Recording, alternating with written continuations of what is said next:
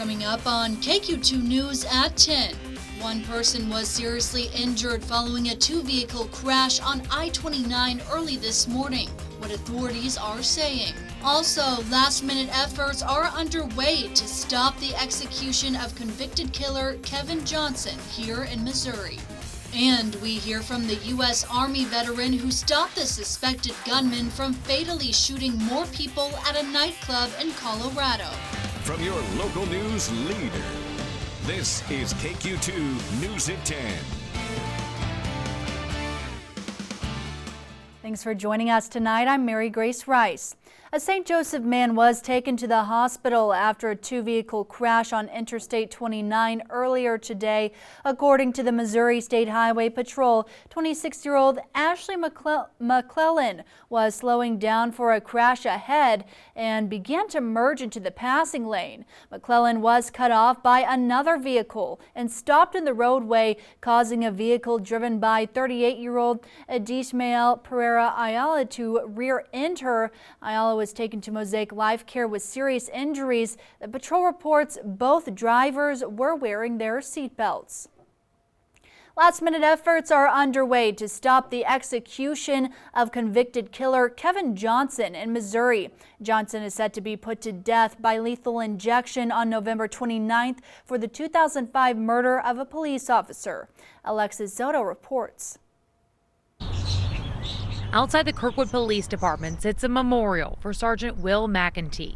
The husband, father, and 43-year-old officer was shot and killed July 5th, 2005. Kevin Johnson was 19 when he killed the Kirkwood police officer in the Meacham Park neighborhood. Your past doesn't define you. You can do something horrific in your past, but you could be a better person today. Johnson's daughter is now 19.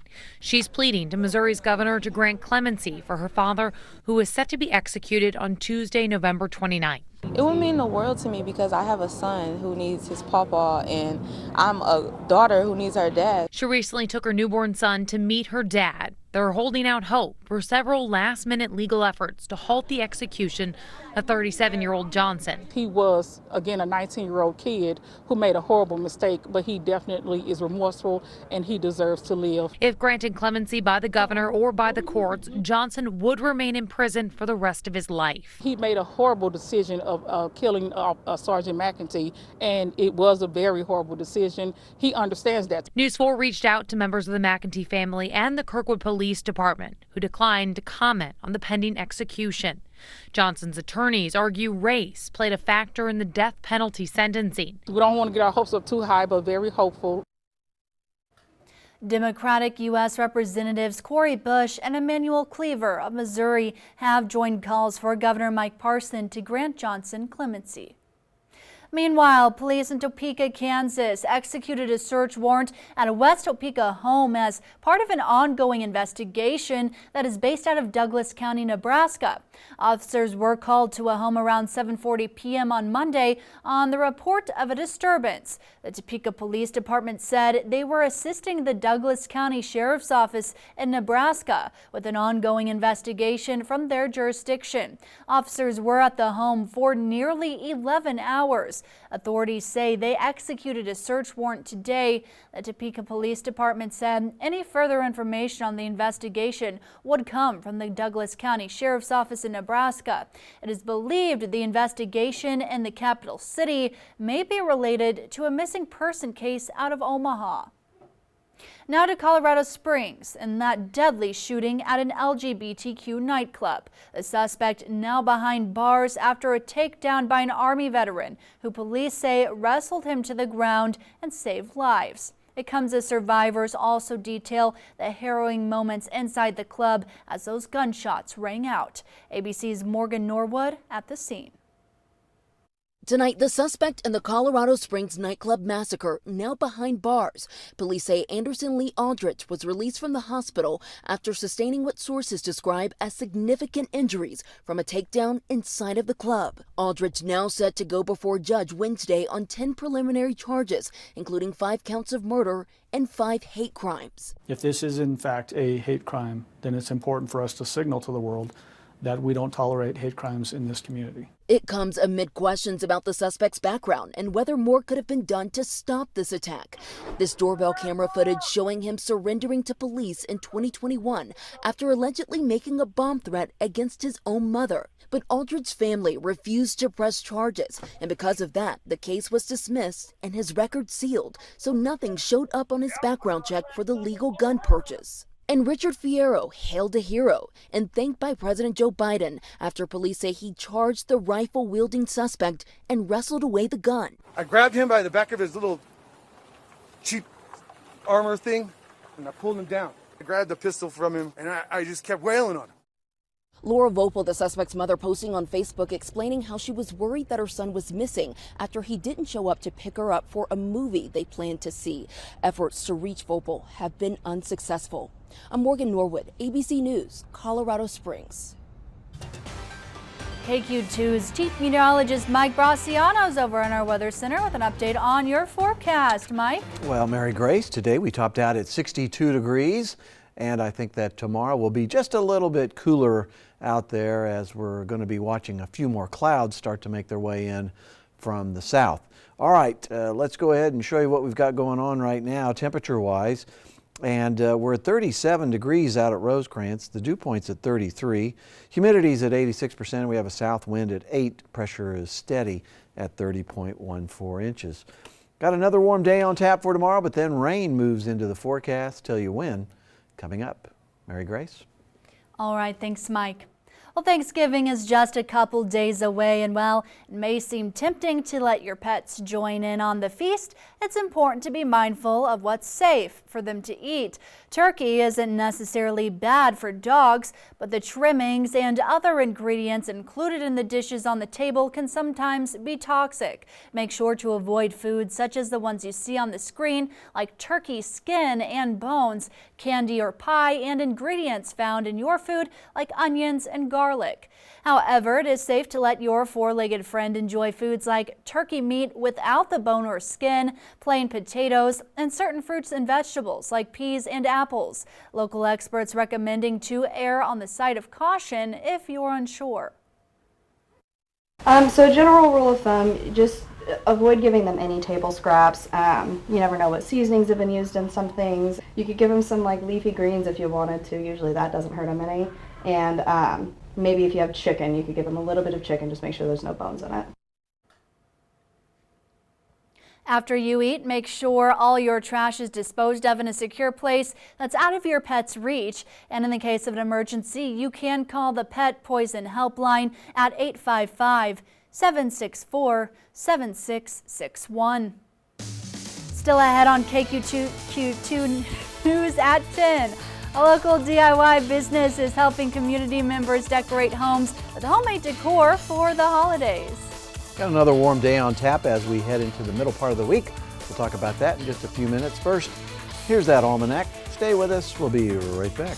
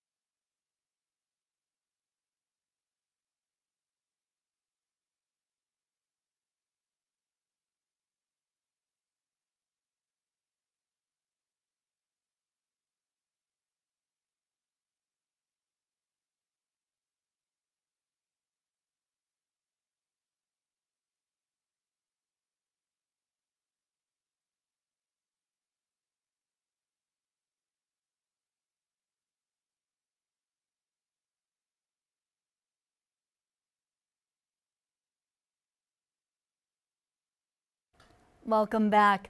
Well, wanting your home to look nice around the holidays is a must for some. It's no secret that accomplishing that takes time, but it also takes money. Local area DIY business owners and supporters are seeing an increase in homemade holiday decor this holiday season, not only as something fun to do around the holidays for those who are crafty, but also as a way to help beat high inflation costs on goods.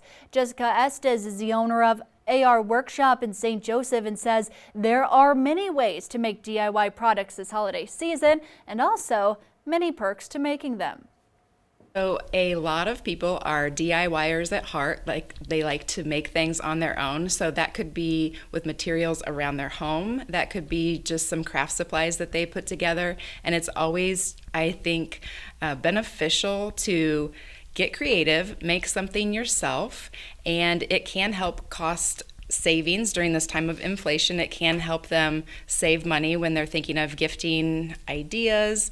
They can even take things from, nature and make something.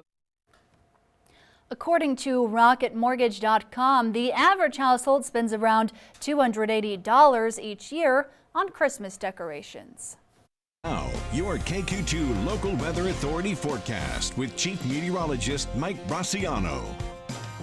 Day 2 of some beautiful weather, Mike. That's right, and I think tomorrow really will be a pretty nice day as well, as temperatures again will start to warm back up into the upper 50s if we get some of that sunshine in here. That sounds great. All right, well, let's talk about today then, Mary Grace. 62 the high, so we did have a nice warm up across the area temperature-wise. Now, this morning it was kind of chilly outside with the overnight low being 15, and that was generally out there at Rosecrans. 50 and 28, your normal high and normal low. 78, the record back in 1966. 10, the record low back in 1929. Nice evening out there, 37. Dew point of 33, a south wind right now at 8 miles an hour. Pressure is steady, and temperatures right now are generally in the 30s and 20s, although it's a little bit warmer down in Kansas City where they're checking in at 47 degrees. 41 in Wathena, 39 in Avenue City. It's 41 in Cameron as well as up in Union Star, 39 in Nottoway. Craig right now checking in at 37, 36 in Rockport, and Bethany and Albany both checking in at 37 degrees. So tomorrow, the clouds will be there, but I think we'll be in the 50s. The chances for rain really don't start to show up until we get into your Thursday. Now there's some moisture down to the south of us, and you can see this little disturbance right in here that will continue to push some of that moisture back up towards us. And then we're going to start to see ourselves seeing these disturbances coming in off the west coast.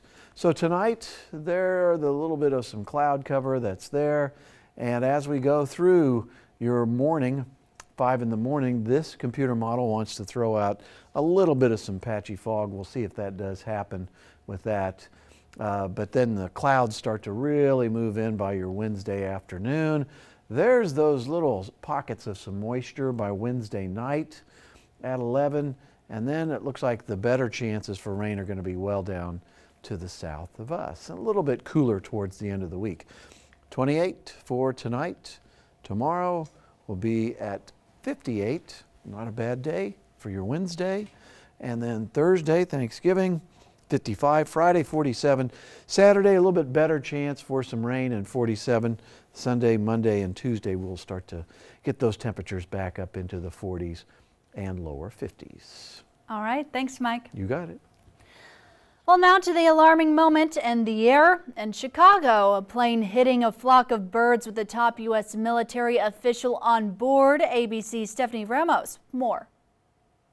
Tonight, the dramatic moment, this Air Force C-37 with the United States of America emblem painted on its side, carrying one of the nation's top military officials forced to land after hitting a flock of birds shortly after takeoff.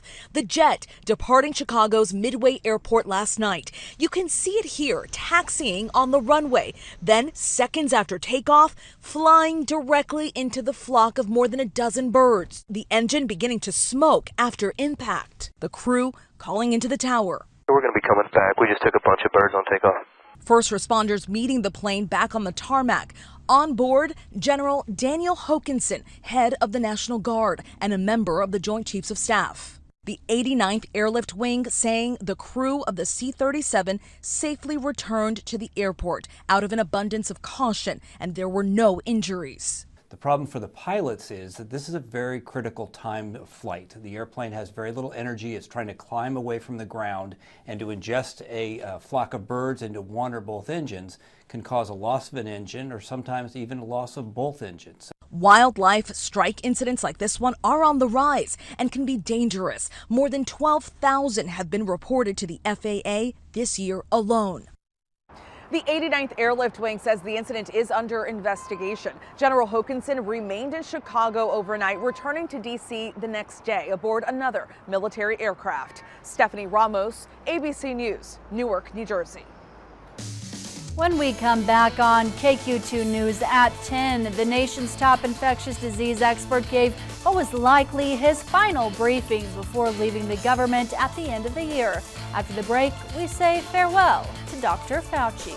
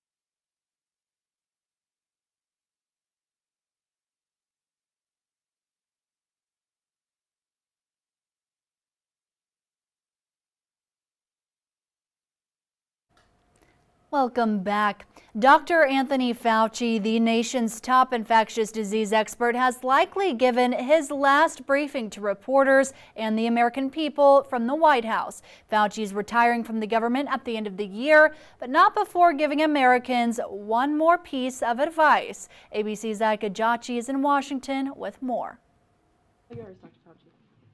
For the last time before his retirement, Dr. Anthony Fauci speaking to the American people at the White House press briefing room.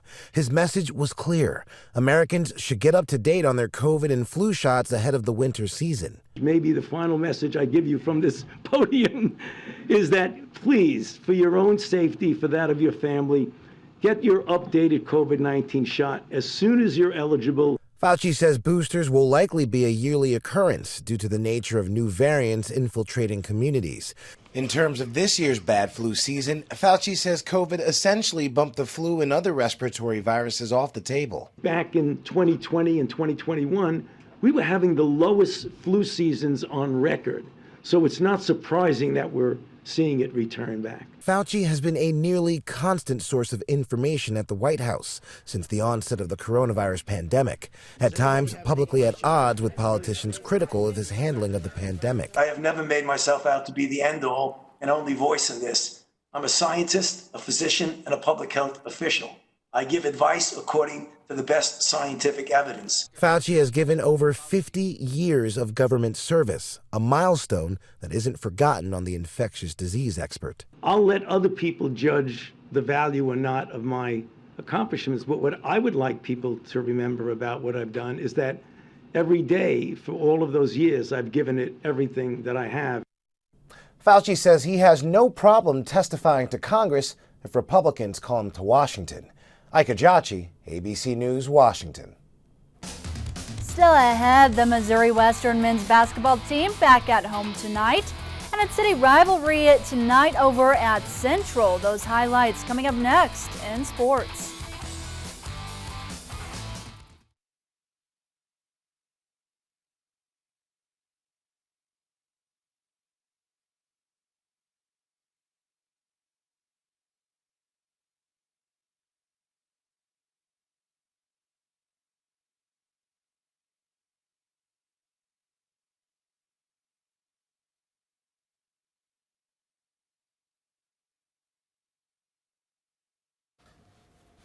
Mic check 1, 2, 3, 4, 5.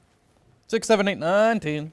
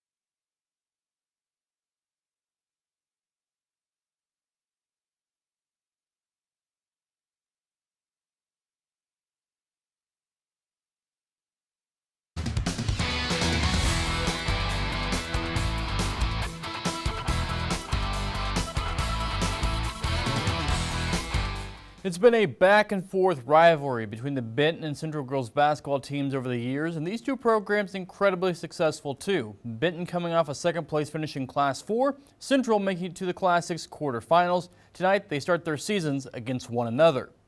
To the Coliseum we go for this one tonight between Benton and Central to get things kicked off in the 2022-23 season. First quarter, Cardinals start on fire. Kelsey Johnson to Eliana Rumbala for three. Freshman goes for 10 points on the night. Later in the first, Benton building a sizable lead. Andrea Simmons for three. That's good. More from her later. Benton up 17-6 after one. Second quarter, Central trying to fight back into it. Avery Barber, baseline drive, bucket, foul. But the Cardinals keep rolling in this one. Peyton Anderson for three from the wing. Cardinals lead 29-14 at the break. Third quarter, Central has it down to about a 10-point deficit, but Simmons drives the baseline, knocks it down. She's not done yet. The sophomore going for 15 points, game high in this one. Benton goes on to win this one 49-39. Here's Simmons after the game. That was big because we were kind of in a lull of, we kind of pushed back and because we got up and then kind of were getting back into it, so it was nice to get some buckets. I feel like my coach has put a lot of confidence in me, and so has my teammates, and so that just can't help but be confident in myself. Jacob Kimball's squad taking on Jared Boone's squad in game 2 of the doubleheader tonight. Early first, Central strikes quickly, but Benton answers quickly. Knocks down the shot, Carson Schmidt. Then it's Adrian Bird, the hoop, the harm. Good back and forth in the early going, but Central gets into a rhythm. Stone Whitloffer in transition gets the bucket to go. A little bit later, Shaddai Ndaboma, the offensive board, and the putback at 16-6 after one Central. Second quarter, Gabe Galloway for three. Central's offense churning. Slater working the ball around. Marquel Mayfield from three from the corner. It's 29-17 Central at the break. Second half, Central able to keep their lead at double digits for most of this one. They pick up a season opening win 52-39. Good to get out here, play a real game. Kids have been practicing really hard. These guys are awesome. They're super coachable. They defend, they play hard. And so just to kind of see where we were with that, I'm just really proud of our defensive effort and our effort on the glass. Guys just played really hard. Down to Mid-Buchanan, Dragons hosting Platte Valley. Early in the first, Sarah Langford finds a cutting Christina Turpin who lays it in for the score. Platte Valley up by 4. Dragons trying to stay close. Lyndon Wilson drives, gets the floater, it's good. Platte Valley leads 14-10 after one. Second quarter, Maggie Collins gets the feed inside off the right low block, power dribbles, gets off the glass, then the old give and go. Back to Bradley Engel who lays it up and in. Platte Valley leads 31-12 at the break. Second half, Dragons is unable to stop Platte Valley, and Platte Valley goes on to win by 31. They get the 54-23 victory.